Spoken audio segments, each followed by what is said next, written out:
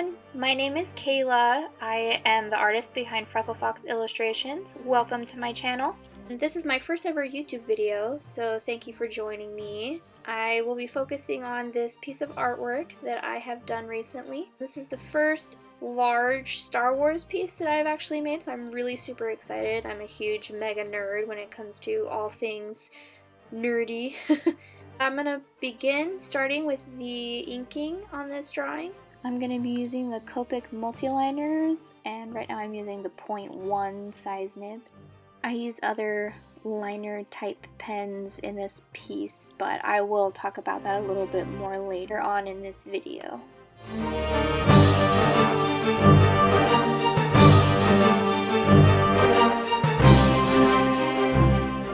Alright, I will let you guys sit back and finish watching me do the line art, and then I will start to kind of explain my process when I start to color.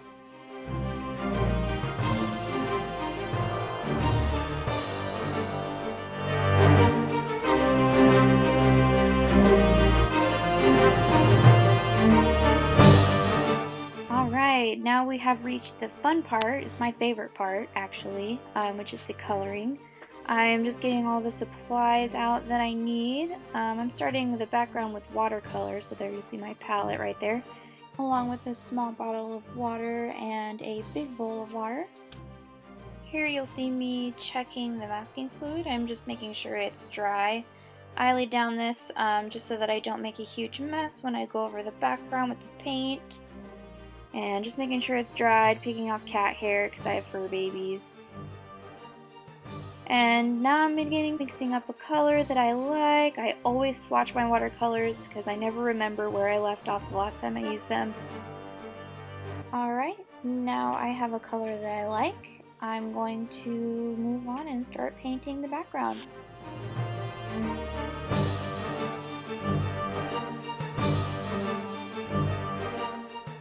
I'll take this moment to talk about the supplies that I'm using. Right now I'm using koi watercolors. I'm using the tube koi watercolors, not the pan ones. And some cheap Artist Loft paint brushes. I don't have anything fancy. Oh, here I realized I forgot to tape it off and figured, you know, I try and save it as best as I could since I am going to be adding a lot of water to this. I'm going to be using the wet on wet technique, so the paper is going to get quite wobbly. Anyways, if you guys have any questions about any of the supplies I'm using, I will list everything in the description below so you guys can check it out. And don't worry, I will talk about the other supplies that I'm using while I'm using them, just so you guys can get a better idea of what's going on. For now though, I will let you guys continue watching the painting process, and then once it's dry, we'll move on to the next step.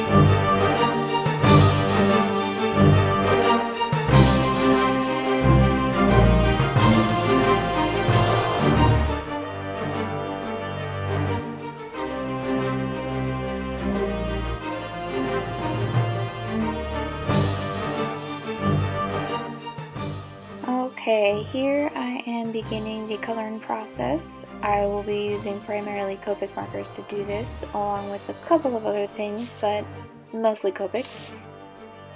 I usually start out by using the lightest color that I've selected. I'm actually going to be using 4 different shades of colors just to do the skin. So I start off with the lightest color, and then I gradually add darker colors and then blend that out with the previous color that I used, just to soften the lines and make it look a little bit more natural.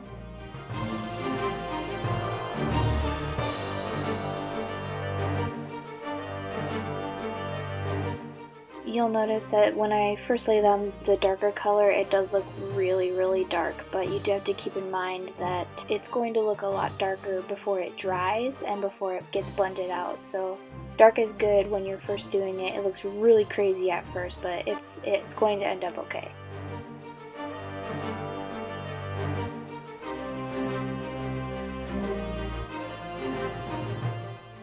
Here you'll see me using a white colored pencil. I am just doing this because you can't see it from this point of view, but the lines that I used to sketch with ended up being a bit darker than I wanted, and they just showed through a little bit too much, so I went over that with a white colored pencil and then rubbed it out with my fingers to make it look a little less prominent.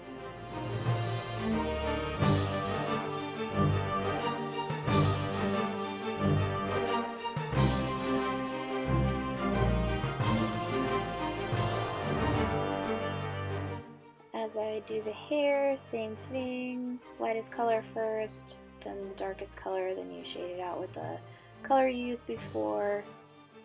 Adds a nice gradient effect, you know, where it shows all of the highlights in the hair.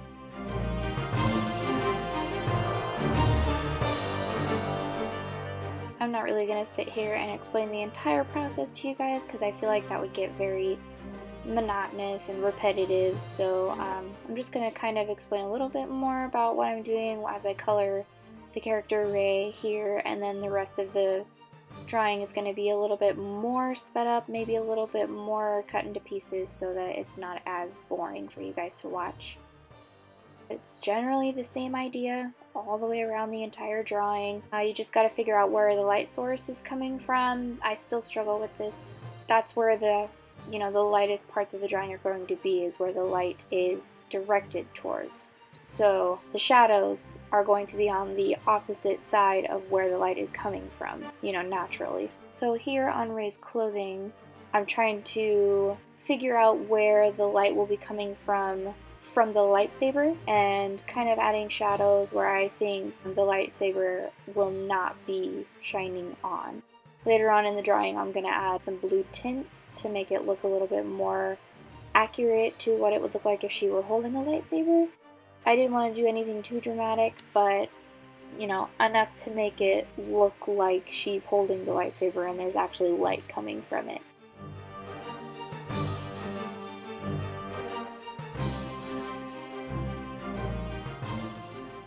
I'm going to continue the rest of the process and let you guys sit back and watch.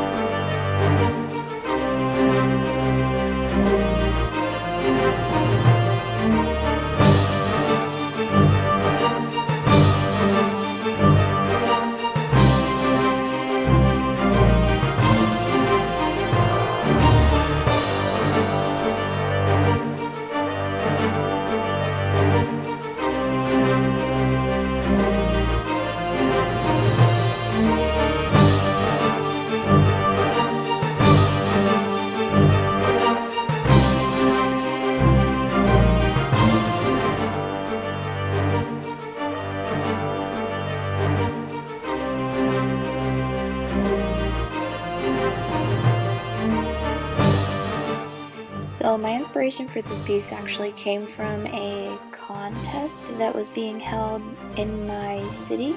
Hot Topic was the one actually holding the contest. They were having people submit designs that they had and see if they could win a chance to get it on some merch. I thought it would be really cool to take a lot of the female characters that were iconic and put them all in a really big piece. Even though I ran out of time to submit it to the actual contest, I still really wanted to do this piece for myself just for fun. I thought it would be really cool to include a lot of the more iconic characters, but also a couple of female characters that I really looked up to and the ones that were some of my favorites. For example, I was a huge fan of Princess Leia and Padme growing up.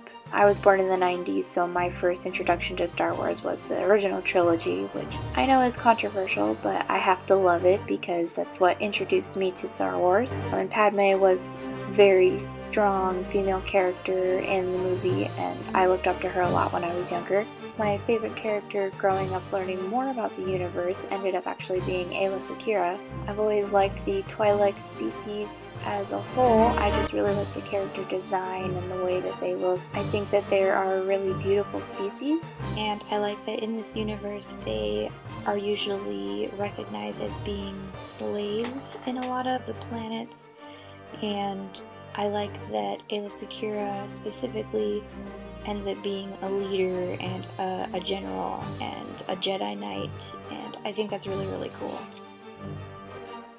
When I was a little bit younger, I also couldn't help but have Aayla Secura be my favorite character because her name was so close to my name, which is Kayla, and her name is Aayla, so that was already a very easy reason for me to like her. But the more I grew up and the more I learned about her character, I just grew to like her that much more after finding out what odds she defied, and learning what kind of leader she was really inspiring, and I really enjoyed making her a part of this drawing.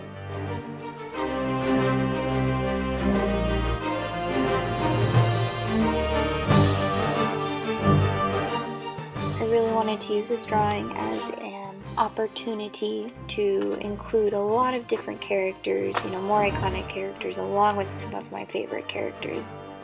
Characters from both the light and the dark side that everybody will recognize and everybody loves, including some of them that maybe some people don't recognize.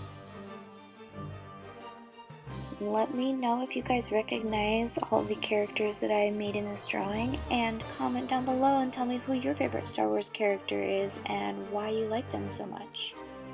I would love to hear what you guys have to say, and maybe you guys can tell me about some characters that I've never heard of before, which would be really cool.